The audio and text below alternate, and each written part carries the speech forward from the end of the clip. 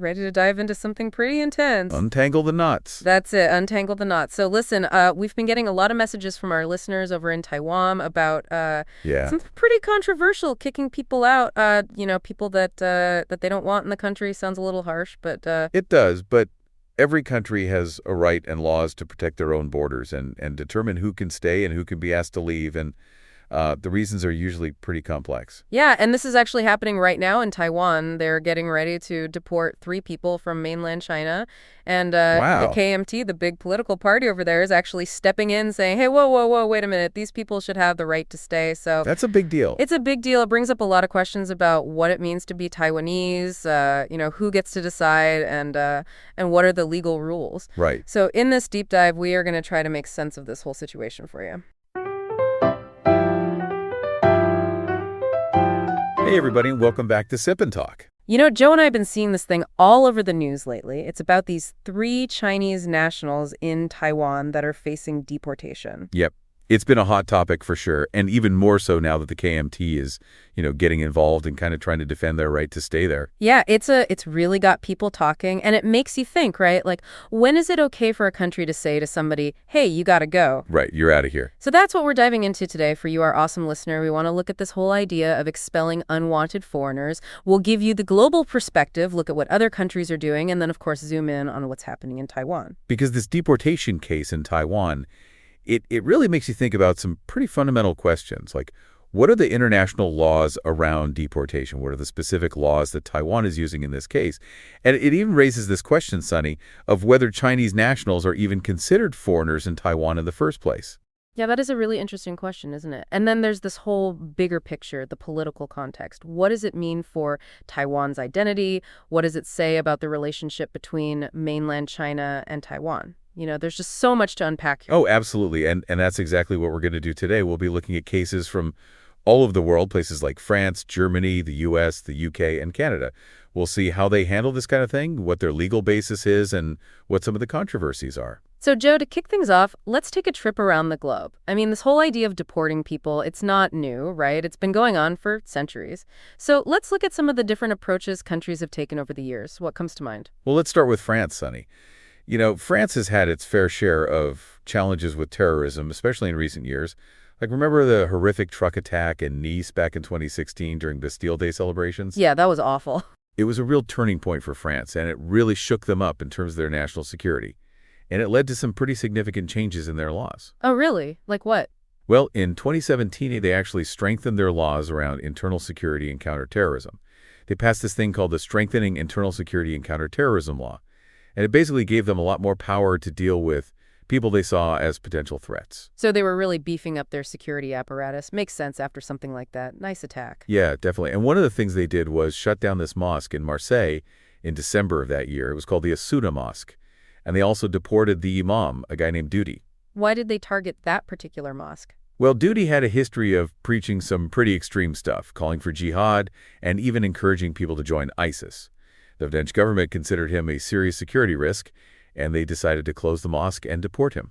Wow, that's pretty drastic. Did they face any legal challenges over that? They did.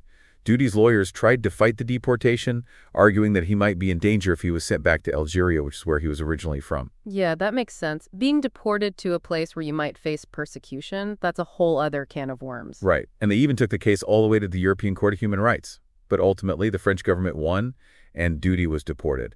Their argument was basically that national security trumps individual rights in cases like this, and the court agreed. Okay, so France taking a really hard line on what they perceive as threats to their national security, especially in the wake of those terrorist attacks.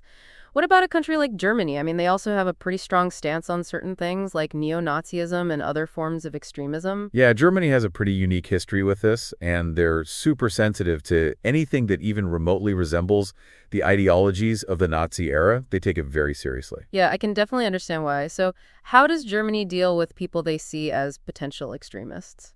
Well, one example is what happened in 2018 with this group called the Wing. It was a faction within a far-right political party called the AfD. And they were basically known for being pretty extreme in their views. They were against immigration, against multiculturalism, and they were seen as pretty anti-democratic. So they were basically pushing an agenda that was fundamentally opposed to the values that Germany has built itself on since World War II. What did the German government do about them? Well, their domestic intelligence agency, the Federal Office for the Protection of the Constitution, they actually labeled the Wing as an extremist group in 2018. They basically said that this group's ideology was a threat to Germany's free, democratic basic order. Wow, that's a pretty strong statement. So did they start deporting members of the Wing after that? Actually, our sources don't mention any specific deportations related to that designation. However, it definitely sent a very strong message that the German government was not going to tolerate this kind of extremism. It put a lot of pressure on the AfD, and eventually the Wing was officially dissolved. Okay, so maybe not deportation in this case, but still a pretty clear signal that Germany is willing to use its power to crack down on ideologies it sees as incompatible with its core values. What about the United States? They've obviously had their own struggles with extremism and terrorism, especially since 9/11. How have they approached this whole deportation issue? Yeah, the U.S. has been pretty active on this front, especially when it comes to terrorism. They've deported people for a range of reasons, from ties to terrorist groups to even just expressing support for certain ideologies. One case that really stands out is the Boston Marathon bombing back in 2013. Oh my gosh, yeah, that was just horrific. Those images are still seared into my memory. It was a terrible tragedy. And the perpetrators, the Tsarnaev brothers, they were originally from Chechnya, which is a republic in Russia. And they were motivated by a really extreme interpretation of Islam and anger towards U.S. foreign policy in the Middle East. And the U.S. response was pretty swift and severe, right? Oh, absolutely. There was a massive manhunt for them. And one of the brothers, Tamerlan, was killed in a shootout with police. The other brother, Zokar, was eventually captured and sentenced to death. Now, he wasn't deported because he was already in the U.S., but his case really shows how seriously the U.S. takes acts of terrorism, especially when they involve people from other countries. Makes sense. They see it as a direct threat to their national security, and they're not messing around. So let's move on to the UK now. What's their approach to deportation? Well, the UK has this thing called the Immigration Act of 1971, which basically gives the government a lot of leeway to deport people who they deem not to be in the public good. And that can include a pretty wide range of things, from criminal convictions to even just overstaying your visa. So it's a pretty broad set of powers, huh? Any interesting cases from the UK that illustrate how this works in practice? Yeah, there was this recent case that made headlines involving an Oxford University professor named Dutta. She had been living and working in the UK for 12 years, but she ended up facing deportation because she had spent too much time outside the country. Wait, what? Deported for spending too much time outside the country? How does that even work? Well, the UK has this rule that if you're applying for indefinite leave to remain, which is basically like permanent residency, you can't spend more than 548 days outside the UK in any 10-year period. And Professor Dutta, she had spent 691 days in India doing research for her work. Oh, wow. So even though she was a respected professor at a prestigious university, they still went after her for this technicality. Yes, pretty strict. They argued that she had broken the rules and that she should have applied for a different type of visa that allowed for more time abroad.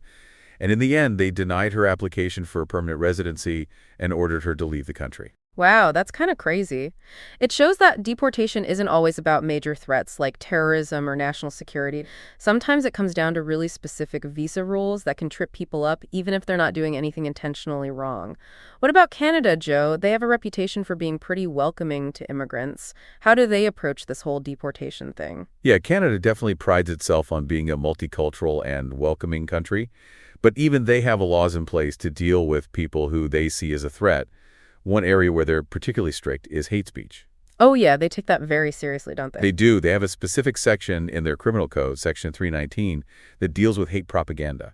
It basically says that you can't publicly incite hatred against any identifiable group based on things like race, religion, national origin, or sexual orientation. And the penalties for breaking this law could be pretty serious, including up to 2 years in prison. Okay, so while they might be a bit more lenient on things like visa overstays, they definitely draw a hard line when it comes to hate speech. Any examples of how this is played out in real life? Yeah, there's this interesting case from the 1970s involving a white supremacist group called Western Guard.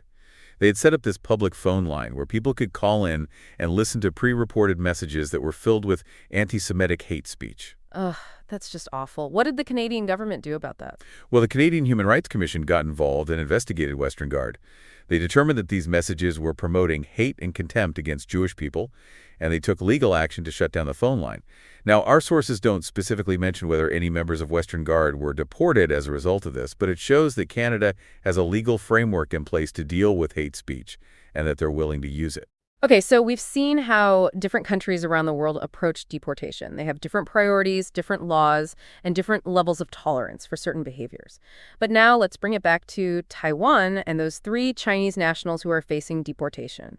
What are the specific legal grounds that Taiwan is using in this case? So the legal basis for deporting Chinese nationals in Taiwan is primarily found in 2 laws.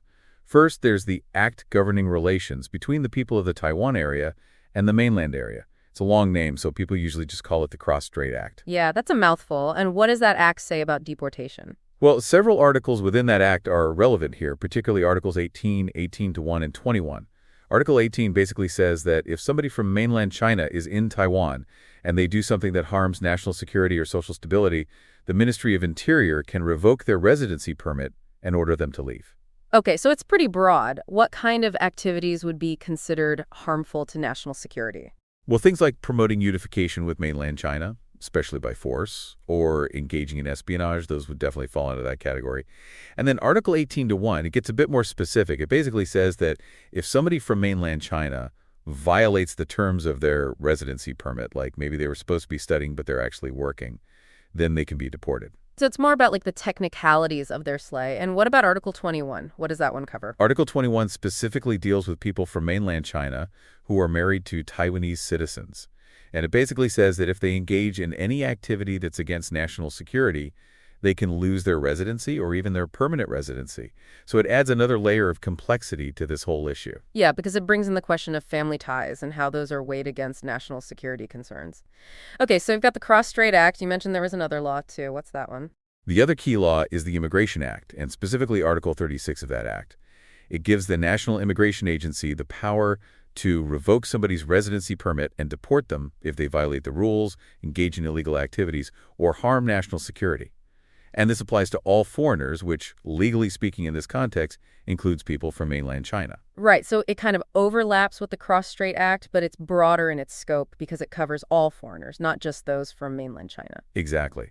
And it's important to note that if somebody is facing deportation under the Immigration Act, they usually have the right to appeal and go through some kind of due process. But in urgent national security cases, those procedures can be expedited. Okay, so there are safeguards in place, but the government can also move quickly if they see it as necessary. And you mentioned earlier that this is playing out right now in the news with these 3 individuals who are facing deportation. Can you remind us again what happened in their cases? Yeah, so in March 2025, there was this Chinese online influencer who went by the name Lu, or sometimes Yaya.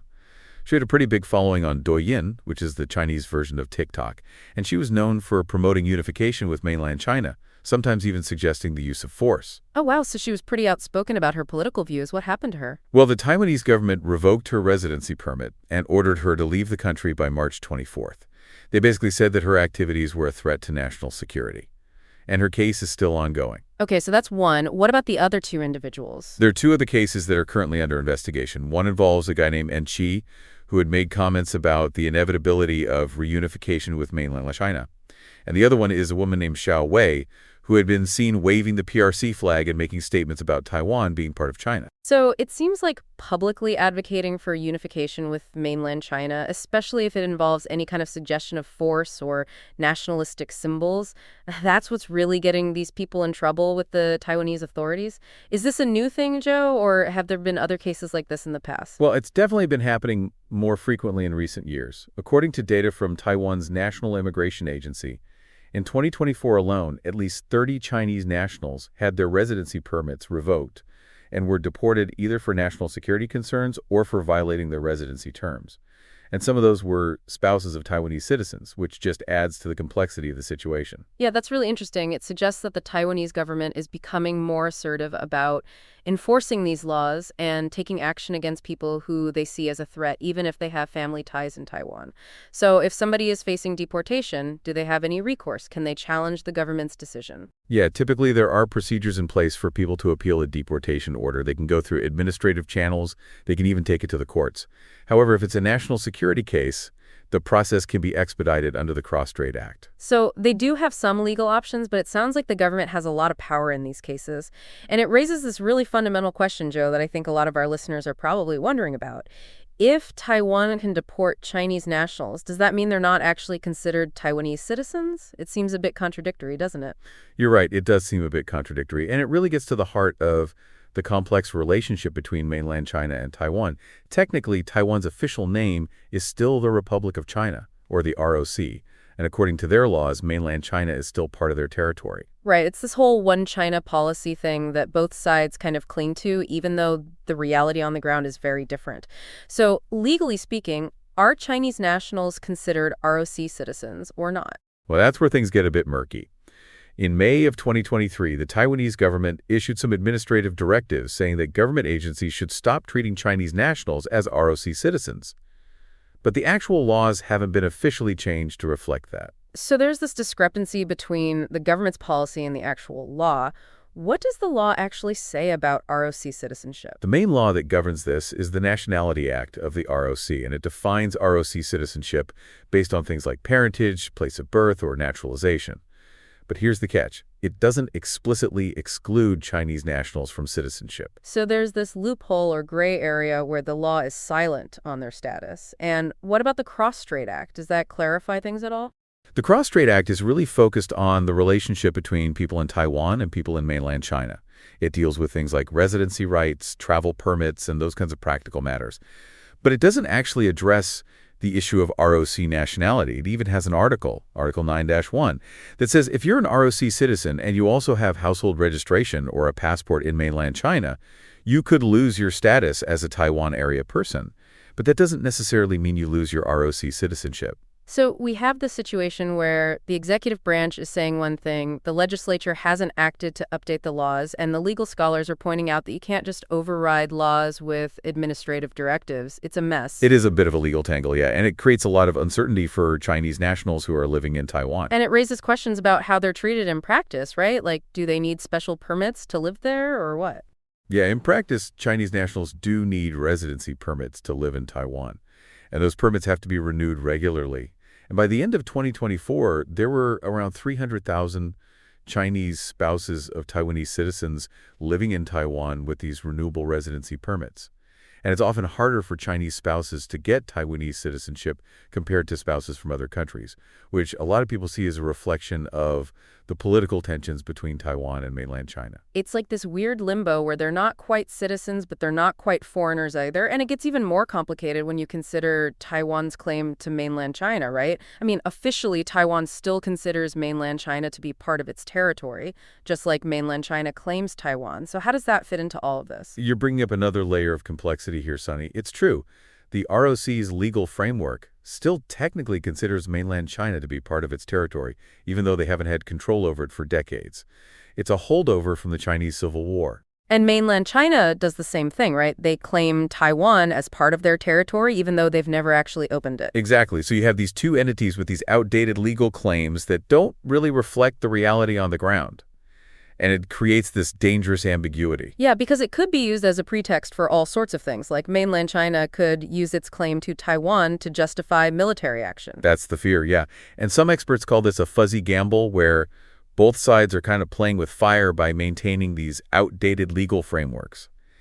And the potential consequences are pretty serious. So it's this balancing act between trying to maintain the status quo and avoiding any kind of escalation while also trying to navigate these complex legal issues. What about the KMT in Taiwan? They've historically been more open to unification with mainland China. What's their take on all of this? Yeah, the KMT is in a bit of a tricky spot here. While they haven't explicitly opposed these recent deportations, their historical stance has been to favor eventual unification with mainland China. They've always seen mainland China as kind of a benevolent elder brother, and they've promoted closer ties across the strait. Right.